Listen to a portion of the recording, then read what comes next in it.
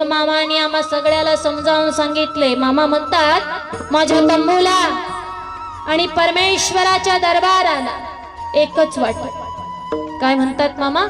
माझ्या तंबूला आणि परमेश्वराच्या दरबाराला एकच वाटत। कोणती? तर माझ्या भगवंताचं नाम। लक्षात ठेवा, माझ्या भगवंताचं नाम तुम्हा आम्हाला भगवंतापर्यंत घेऊन जाणारं साधन आहे, मार्ग आहे। हे देवाचं नाम ज्याच्या मुखामध्ये असतं त्याच्या पापाचा ऱ्हास होतो आणि पुण्य वाढत जातं।